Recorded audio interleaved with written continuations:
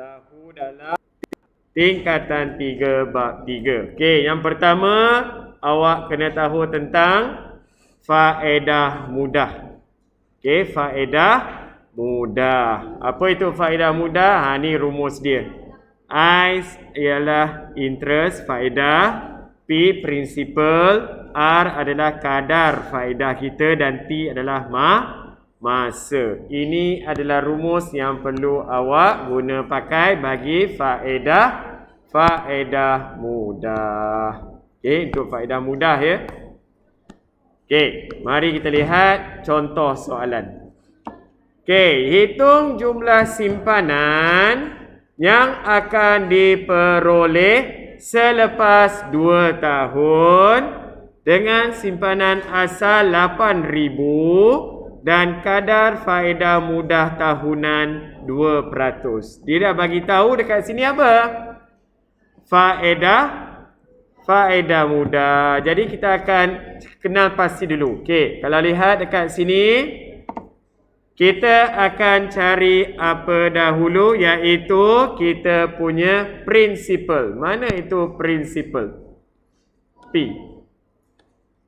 Apa tu principal? Tak ingat. Ni ni awak punya principal kak. RM8,000. Principal tu adalah berapa duit yang awak laburkan. Investment awak, principal. Okey. Kadar faedah ada dia bagi tak? R berapa? 2%. 2% tu adalah kadar faedah. Okey, ada dia bagi masa tak? T kita. Masa kita ini adalah 2 tahun. Jadi, kalau kita nak tahu jumlah simpanan, bagaimana kita nak cari jumlah simpanan? Kita nak cari dahulu kita punya faedah. Berapa kita dapat bila kita simpan 8,000 sebanyak 8,000 2 tahun dengan kadar faedah 2%. Kita cari dahulu kita punya berapakah faedah yang kita dapat. Jadi P awak ambil principal 8,000 darab dengan R kita adalah 2%, didarab dengan masa kita 2 tahun. Cari dahulunya ini PRT kita. Okey, jadi kalau tengok 0000 yang tinggal apa? 80 darab 2 darab 2 jadi 320. Itu adalah kita punya faedah. Tapi soalan dia minta kita kira apa? Jumlah simpanan. Dia simpan 8,000, dia dapat faedah 320. Jadi jumlah simpanan dia dapat berapa? Tolak. Interest tu atau faedah tu dapat duit. Jadi kita akan ambil 8,000 ditambah dengan 320, maka jumlah simpanan kita selepas 2 tahun adalah RM8,320. 320 tu adalah kita punya faedah selepas kita simpan 8,000 selama 2 tahun dengan kadar faedah 2%. Rekod? Boleh? Okey. Seterusnya dalam soalan ini juga kita ada faedah compound. Tadi faedah apa? Mudah. Okay, faedah compound, rumus dia bagi macam ni kelas. MV adalah nilai matang, matured value. Ni NV kita matured value nilai matang. Sama juga macam tadi, principal P didarabkan dengan 1 tambah dengan R kita adalah rate ataupun kadar faedah. Okay, per dengan N. Ini hati-hati. Dia ada N. N adalah bilangan kali faedah di kompaun setahun. Okey. Dan T kita dah tahulah. T kita ialah tempoh. Berapa lama kita simpan. Mesti dalam tahun. Tempoh mesti dalam tahun lah. Okey.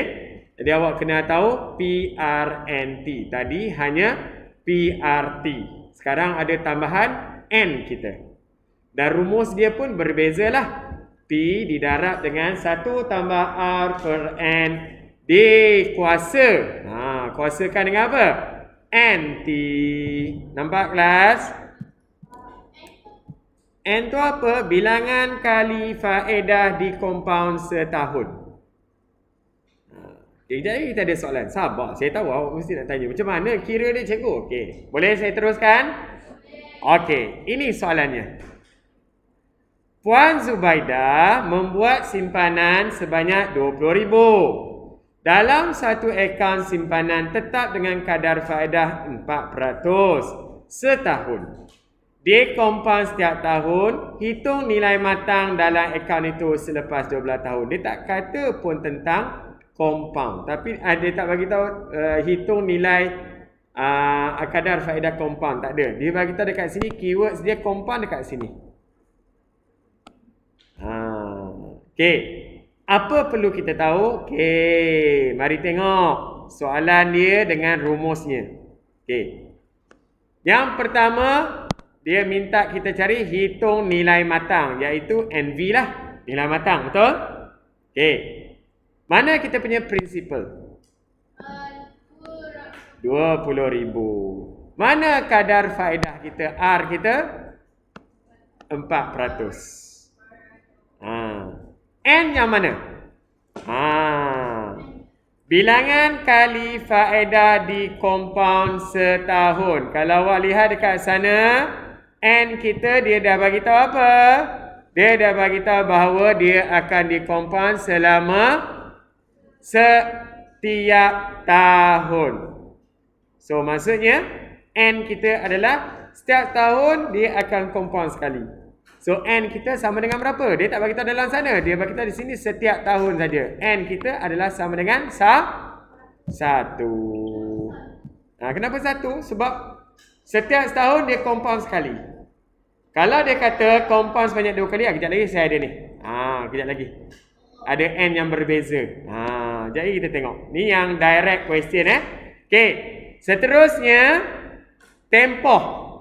Tempoh kita simpan di sini adalah selepas 12 tahun. Jadi tempoh kita adalah T kita adalah 12. Itu semuanya awak perlu tahu. Okey, saya ulang balik. P awak adalah 20,000, prinsipal 20,000, kadar faedah tahunan 4%, bilangan kali faedah di kompaun setahun adalah setiap tahun, maksudnya N kita 1. Dan tempoh kita adalah selepas 12 tahun. T kita adalah 12. Boleh? Okey, sekarang apa saya nak buat? Saya nak cari nilai matang. NV. Matched value. Okey, ikut pada rumus. P kita letak dulu. 20,000. Okey, rumus Okey, lepas tu kita ada kurungan. Letak kurungan. 1 lah. Tambah R kita. R kita kadar faedah. Okey, 4%. Saya terus letak 0.04 lah. Sebab 4 bahagi dengan 100 dapat 0.04. Per dengan N saya adalah 1. Okey, tutup kurungan. Dia dah dikuasakan dengan N saya adalah 1 juga. Dan T saya adalah berapa? 12. Ini cara kita buat penggantian dalam rumus kita. Boleh? Boleh kelas? Sekejap. Okey. Ini famous juga soalan yang ditanya dalam tingkatan 3 lah. Tingkatan 4 awak mungkin jugalah sebab bab kewangan yang baru-baru kita buat waktu tingkatan 4 adalah SMART. SMART Okey. Guna kalkulator. Cari dulu yang dalam kurungan 1 tambah dengan 0.04 dapat 1.04. Lepas tu kita buat kuasa dulu. Kuasa maksudnya kuasa dengan berapa tu? 1 darab 12? 12, yes. Lepas tu terus darab dengan 20,000. Berapa kak?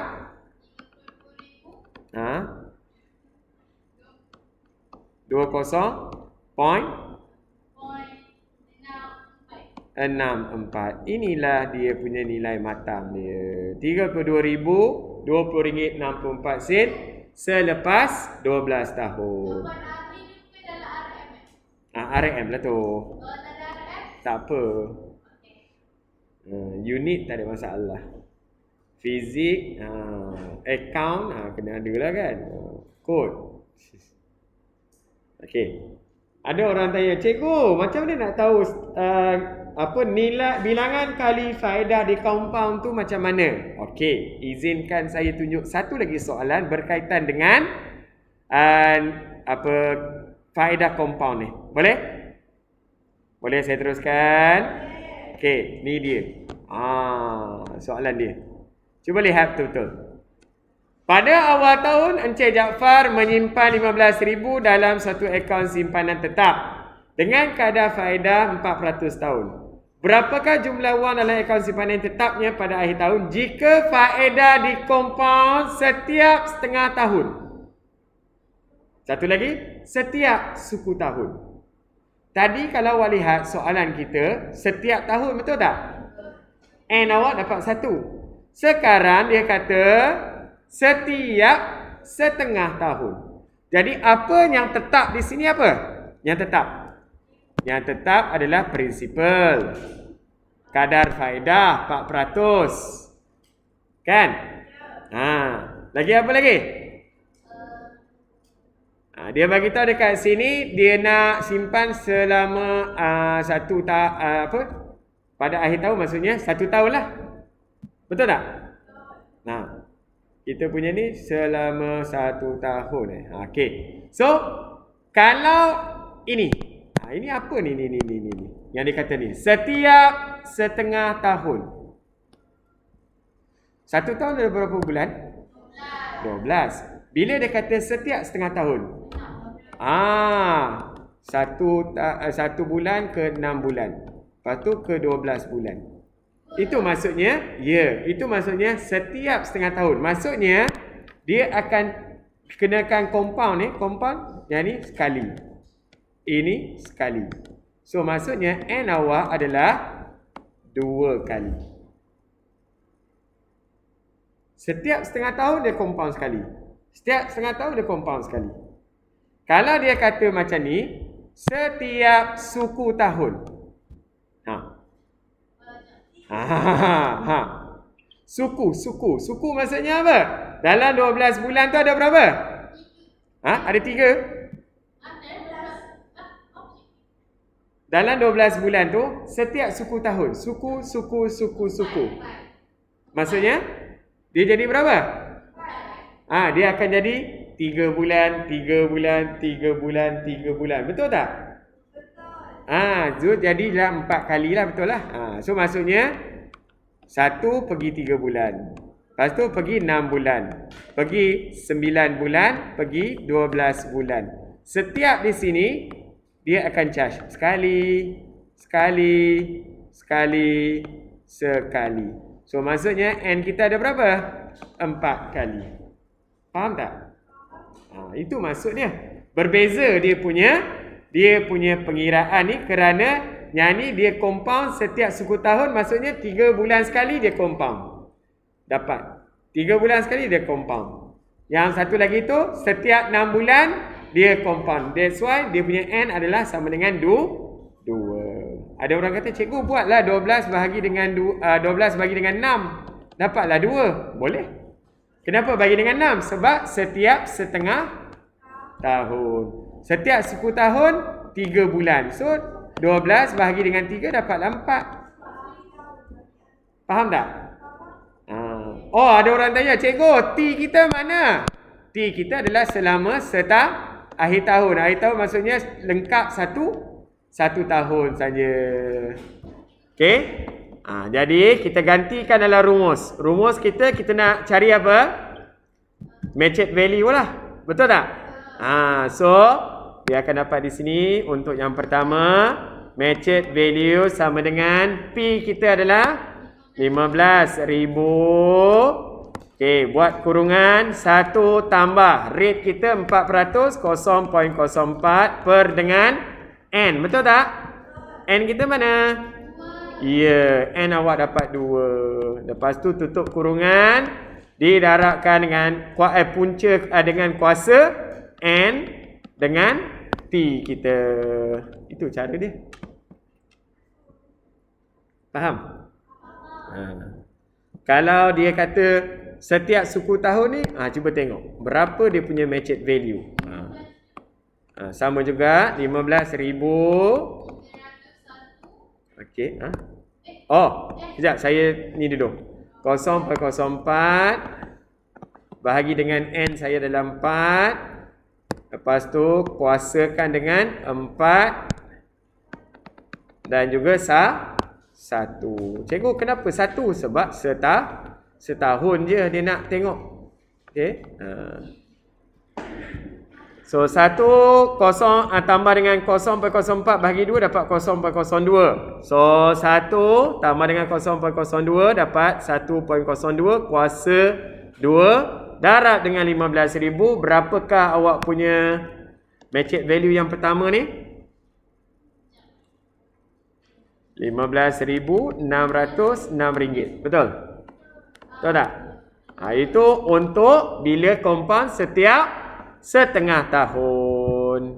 Kalau dia compound selama setiap suku tahun, berapa dapat?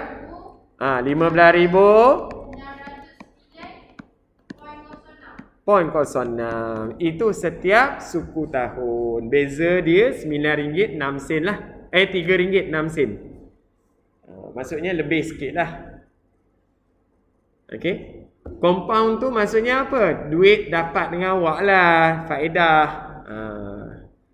Boleh kelas? Faham tak? Macam mana nak cari kita punya nilai matang kita untuk faedah. Faedah apa? Faedah compound. Boleh kelas? Boleh kelas? Soalan nanti saya bagi dalam grup kita. Sabar. Okey. Ini yang seterusnya. Ni apa? Ini adalah ROI, bukan boroi. Ni ROI, return on investment. Okey. Macam mana nak cari return on investment? Yang pertama, awak kena ada jumlah pulangan. Berapa untung yang kita dapat? Dibahagi dengan berapa yang awak invest. Awal-awal nilai pelaburan awal. Dan of course lah, kita darab dengan 100%. Sebab ROI ni adalah bentuk peratusan. Okey, cuba tengok soalan. Encik Tan membuka sebuah kedai farmasi. Pada awal tahun 2018, dia telah membayar RM4,000 untuk membeli topeng muka untuk simpanan stoknya. Pada akhir tahun, didapati Encik Tan mendapat RM4,800 selepas semua topeng muka telah habis dijual. Boleh? Apa yang boleh? Hitung nilai pulangan pelaburan Encik Tan, maksudnya return on investment dia. Okey, yang pertama. Berapa dia dapat daripada pelaburan dia? Berapakah jumlah pulangan dia dapat? Kelas. Berapa untung ni? Jumlah pulangan ni maksudnya untung atau rugi lah. Ni untung lah kan? Cuba tengok berapa dia untung. Kelas. Macam mana nak cari untung?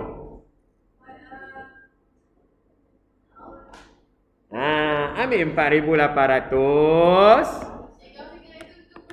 Tolak dengan 4. Untung bersih, betul? Ni nak kira untung. Untung. So, dapat berapa untung dia? RM800. Itulah jumlah pulangan dia. Okey. Yang mana dia punya nilai pelaburan awal? Berapa yang dia laburkan dekat sana?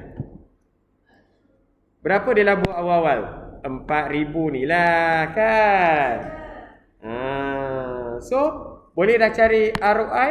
Boleh. ROI sama dengan jumlah pulangan ataupun untung dia 800 dibahagi dengan berapakah nilai pelaburan awal dia? 4,000. So kita darab dengan 100%.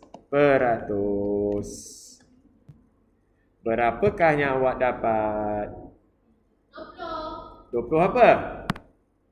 Dia mesti dalam bentuk peratus. 20%. Jadi dia punya nilai pulangan pelaburan adalah sebanyak 20%. Itulah ROI kita. Ini soalan direct ni. Nyatakan satu faktor yang mempengaruhi pulangan pelaburan ciptaan dan kesannya. Of course lah, kalau tengok dekat sana, apa dia? Satu faktor yang mempengaruhi pulangan pelaburan ni adalah dia beli topeng muka. So maksudnya waktu tu mungkin apa? Tentang COVID-19. Untunglah. Kan? Itu tak ada apa-apa. Iaitu awak fikirlah secara logik. Okey. Boleh kelas? Okey. Yang seterusnya. Ini selalu juga ditanya. Rumus untuk pinjaman dengan faedah sama rata. A adalah jumlah bayaran balik. Sama dengan P kita adalah prinsipal. Okey, ditambah dengan PRT itu adalah kita punya faedah. Okey, bagaimana nak kira bayaran ansuran? Awak ambil jumlah bayaran balik, iaitu awak punya A tu, dibahagi berapakah jumlah bilangan ansuran yang kita nak buat. Itulah bayaran ansuran. Ingat tak? Macam ingat macam. Okey, mari tengok soalan dia. Macam. Okey, kita tengok soalan. Encik Tan membuat pinjaman peribadi. Okey, sebanyak 10,000 daripada sebuah bank untuk membeli peralatan kilangnya. Diberi bahawa kadar faedah yang dikenakan ialah 5% setahun. Hitung bayaran balik ansuran bulanan Encik Tan jika tempoh pinjaman ialah 9 tahun. Apa perlu kita cari dulu?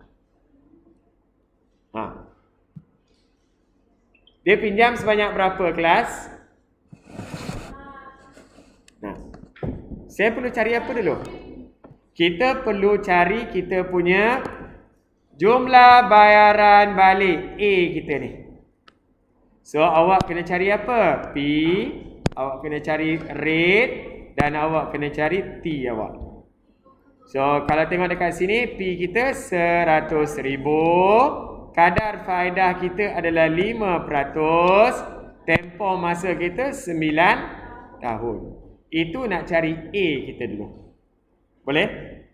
Jadi guna rumus A, jumlah bayaran balik sama dengan P kita 100,000 tambah, yang ini ambil juga 100,000 didarab dengan rate kita 5%, didarab dengan T kita ialah 9 tahun.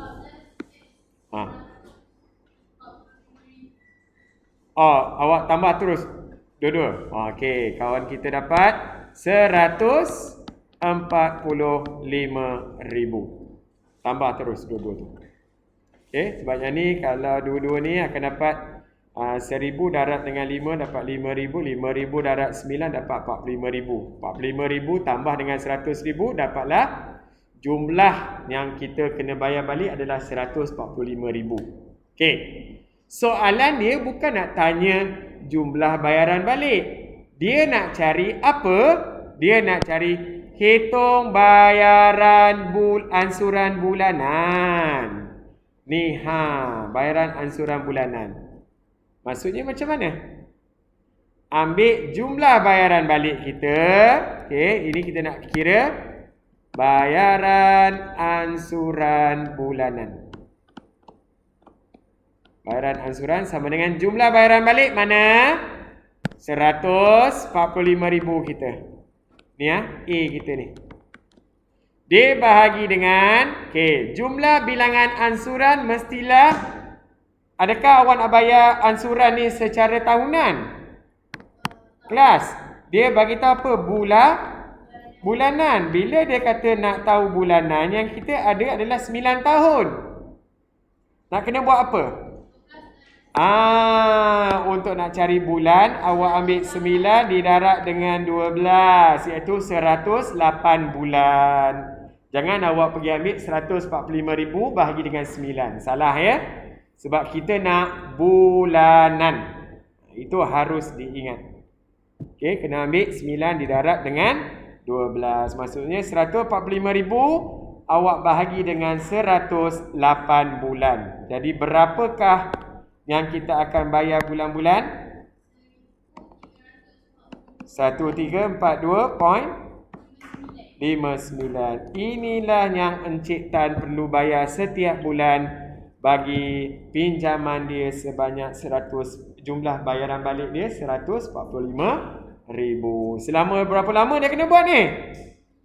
9 tahun. Tiap-tiap bulan RM1,349.59.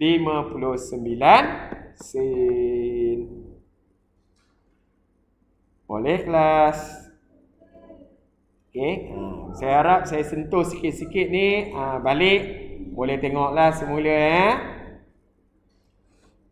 Okey. Saya teruskan boleh? Boleh. Okey. Mari tengok yang ni. Ini pula. Cost averaging strategy ataupun strategi pemurataan untuk pelaburan. Macam mana ni? Strategi pemurataan melibatkan pelaburan amount yang tetap untuk tempohnya khusus seperti bulanan, suku tahunan atau tahunan tanpa mengambil kira keadaan pasaran saham. Okey. Ini cara-cara nak kira dia lah. Cara dia. Okey. Encik Hashim dia kata, saya mempunyai 24,000. Saya melabur amount yang sama dalam saham S mengikut bulan-bulan tertentu. Bulan Jun RM2.30 saham dia. Bulan Ogos RM2.10 nilai saham dia seunit. Bulan Oktober RM2.05, paling murah bulan Oktober lah. Dan Disember RM2.20. Soalan, hitung kos purata seunit saham yang dimiliki oleh Encik Hashim. Macam mana kita nak kira kelas? Yes. Nak panggil orang ke?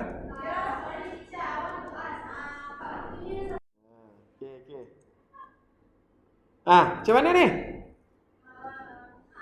Tak, ni soalan. Dari ni tanya lagi. Okey, macam mana kita nak selesaikan nak cari hitung kos dia?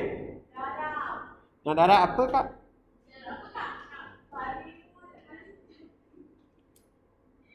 Dia ada berapa ringgit Cik Hashim ni? Cik Hashim ada berapa?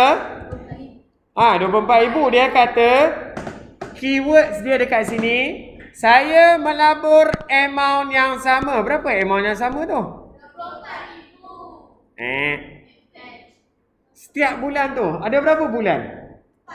4 bulan. Dia ada 24,000. Dia akan laburkan dalam 4 bulan tu. Jadi 1 bulan tu berapa ribu? Sabar pula. Maksudnya yes, 24,000 kita bahagi dengan 4 bulan. Maksudnya setiap bulan dia akan labur berapa? 6,000. Dia akan labur 6,000 kak. Setiap bulan. Okey, dia bukan ambil 24,000 tu dia labur bulan Jun 24,000, tak ada. Dia ada 24,000. Kita akan labur amount yang sama setiap bulan. Okey. Cuba tengok bulan Jun. Harga saham dia berapa? RM2.30. Kalau dia labur 6,000, berapa saham dia dapat?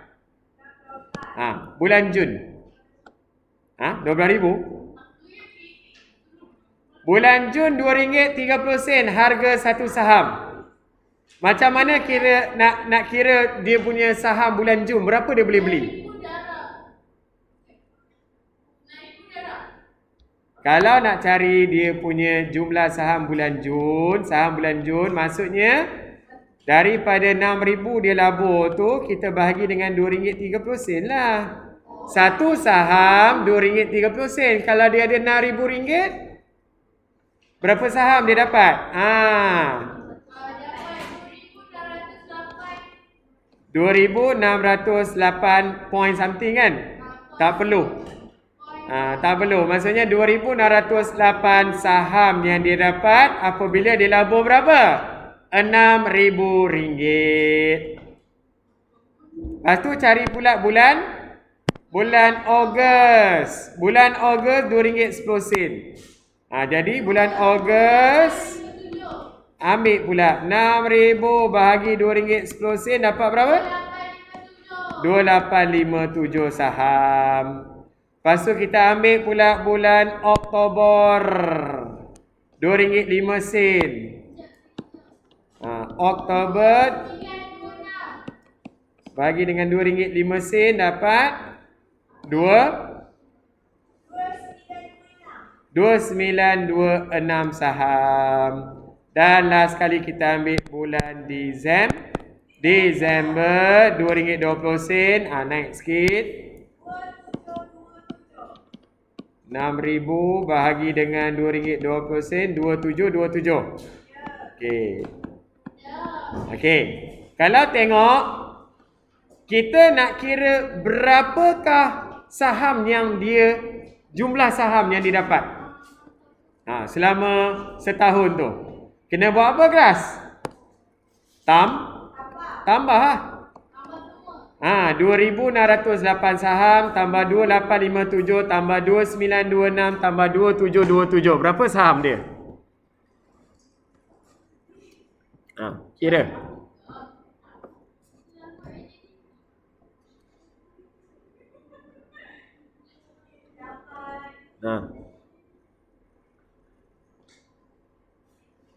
Saya dapat 11,118 unit saham.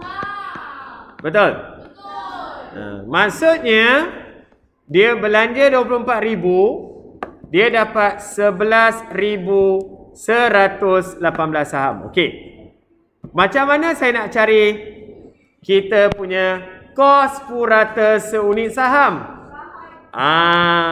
Jadi ambillah awak punya jumlah saham tu. Kalau awak tengok, bagi dengan 4. Mana boleh. Awak ambillah 24,000. Awal-awal kan kita ada 24,000. Betul tak? Jadi kalau saya nak tahu berapakah kos purata untuk satu saham, jumlah saham yang kita dapat adalah 11,118 tadi kan? Bila kita bahagikan, maksudnya kamu akan dapat satu saham awak berapa ringgit? 24,000 bahagi dengan 11,118. RM2. RM2. 12. 15 sen. 15 berapa belakang? 156. 158, 116 lah. Maksudnya kos purata seunit saham adalah RM2.16 sen. Kalau contoh yang ni siapa ni? Encik Hashim kan? Contoh kalau kita untung tak kelas? Kalau kita terus labur saham kita pada bulan Jun dengan kita punya unit saham seunit adalah RM2.30. Cuba awak kira.